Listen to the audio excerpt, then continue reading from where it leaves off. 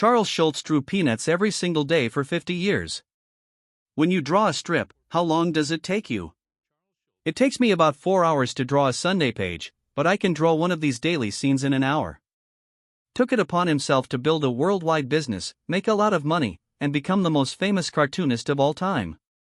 In the early 2000s, Peanuts finished with almost no warning, which made a lot of fans confused and eager to find out what happened.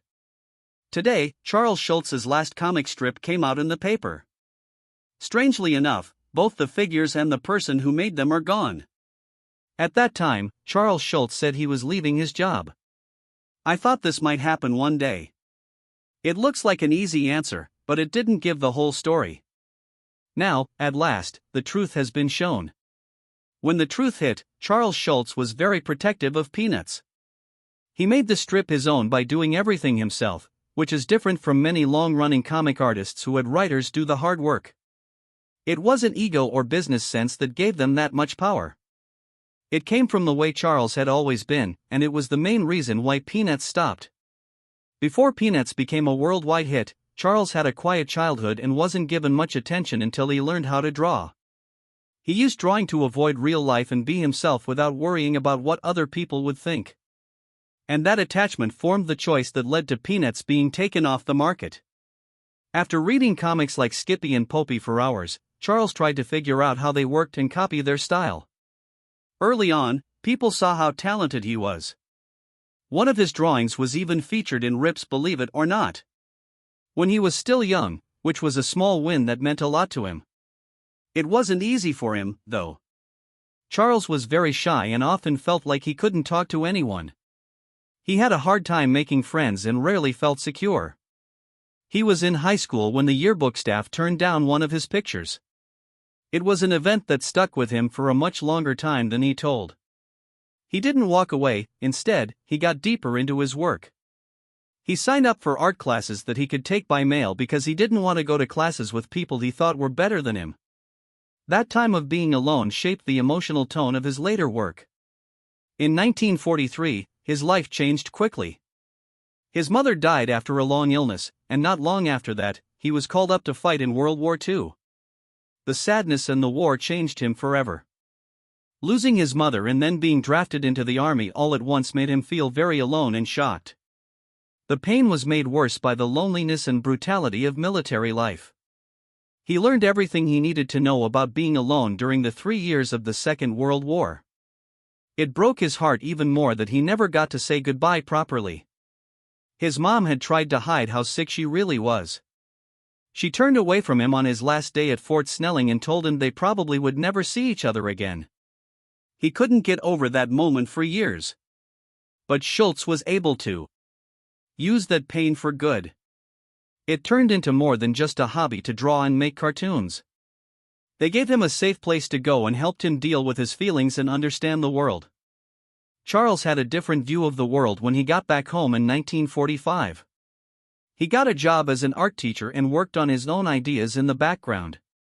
He started making a little comic strip called Lil Folks around this time. It wasn't well known, but it set the tone, ideas, and people who would later grow into something much bigger. It all changed on October 2, 1950, when Peanuts first appeared in American media. Over time, Peanuts became a worldwide hit, appearing in thousands of newspapers in dozens of countries. Its popularity grew through famous TV shows, a lot of merchandise, connections to NASA, and finally, a museum devoted to Charles's life and work. Even though it was huge and popular, Peanuts did not end or be given to a new show. Generation of artists until it stopped all of a sudden, which caused a reaction in the comic strip world that had never been seen before. Many people thought the last strip was the best way to say goodbye. Charles thanked his audience in a letter written on Snoopy's typewriter. He then quietly ended a 50-year trip. Some readers were honest and said they cried when they read Charles's goodbye. In a popular quote, another fan called it the day the laughter died, making a connection to how many people were shocked when Buddy Holly died. But fans were still not sure what to do. There was no real reason for the end to happen so quickly. Only one sentence. It all started with a single sentence. It was Charles Schultz's careful and final choice what would happen to Peanuts, and he wrote it down long before the strip stopped. Even before he became famous, Charles stressed that Peanuts was an important part of his life. The brand couldn't be passed down from one person to another, and the business couldn't go on without the person who created it. Because he was so sure of that, he put a clause in his syndicate contract that said Peanuts would end as soon as he stopped drawing it. Charles said over and over that Peanuts was his own voice on paper. Every word he spoke and every scene he acted out showed his own feelings and thoughts. This wasn't a decision that was made quickly.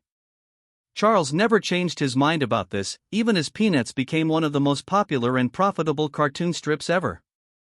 In terms of money, it would have made sense to let successors take over. He refused in a creative way. He thought that the honesty of the work was more important than how long it would last. Charles was sure that if he let someone else draw or write the comic strip, it would become a copy. He thought that would make Peanuts not honest. He once said that he was the strip and the strip was him, to sum up his point of view. There was no gap between the maker and what was made. Charles was also very driven by the idea that comic strips could be important without relying on jokes or slapstick. He wanted to make something more important. Instead of making new jokes every day, Charles worked on emotional themes that people felt but rarely saw showed in comics at the time. Charles also paid a lot of attention. He paid close attention to what people said every day, especially what kids said and thought. In Peanuts, the kids talk like adults but think and feel like kids. This let Charles explore big ideas through small, familiar moments. When the weather says so. In the late 1990s, Charles Schultz woke up in a big way. Things were going badly with his health after decades of hard work that never stopped. He wrote and drew every single Peanut strip by hand, without stopping, for almost 50 years. It was one of the hardest habits in the history of creativity. That amount of work needed daily focus and concentration. Then, in 1999, that balance finally broke after just one trip to the hospital. That year, Charles was told he had colon cancer, which changed his life right away. Being able to work. He was losing his strength because of the illness, and it was getting harder for him to keep up with the mental and physical work of drawing a daily comic strip. This loss of control was terrible for someone who had never used a replacement artist and had never missed a deadline. His condition quickly got worse. Charles was hospitalized in November 1999 after having several strokes and other problems linked to a blocked aorta. Doctors found that the cancer had spread while the person was in the hospital. The news made Charles even more afraid of what he already thought. Going on with Peanuts was no longer possible. Charles finally told everyone what he had been hiding for his whole life on December 14, 1999. He quit Peanuts for good, saying that his health was getting worse and that he needed to focus on care. The sentence put an end to a career that had shaped generations of people, and it also showed how responsible Charles was.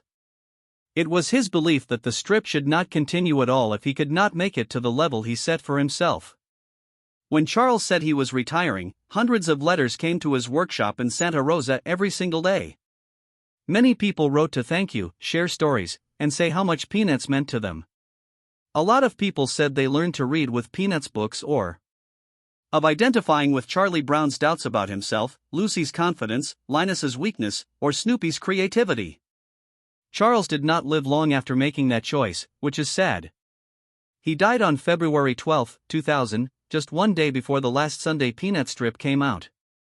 The time made it even clearer why he was retiring. The strip didn't end because it was no longer interesting or popular. It stopped because the person who made it could not keep going and refused to let it happen without him. But Peanuts didn't just stop being made. In fact, the exact reverse is true. The characters he made are still very much living today, even after many years.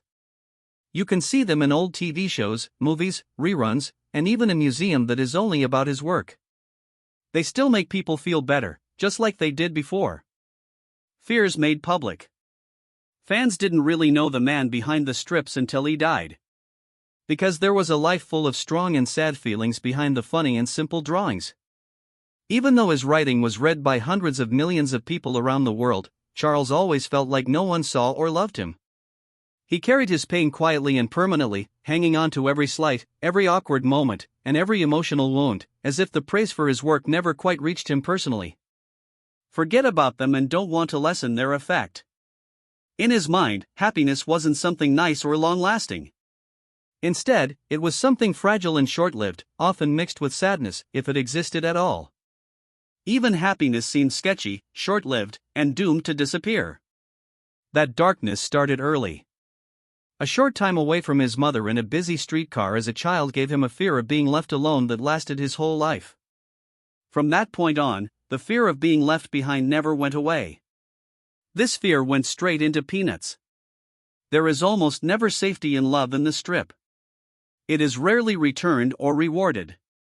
When characters try to reach out, they are ignored, turned down, or treated badly behind closed doors. It's true that there is hope, but it's delicate and is often crushed without any ceremony. The most common reaction to being vulnerable is indifference, which is similar to the emotional world Schultz thought he lived in. The personalities don't feel as much like inventions that are more like pieces of his inner life. Charlie Brown's constant self-doubt, fear of failing, and repeated humiliations are similar to Schultz's own issues in the way he was raised. He was told not to be ambitious and to be careful with his confidence. Lucy's harshness comes from feeling emotionally strained and impatient with weakness. Snoopy, on the other hand, sees his imagination as a way to escape a world that is too heavy to bear for long periods of time. Even his deepest heartbreaks were taken in.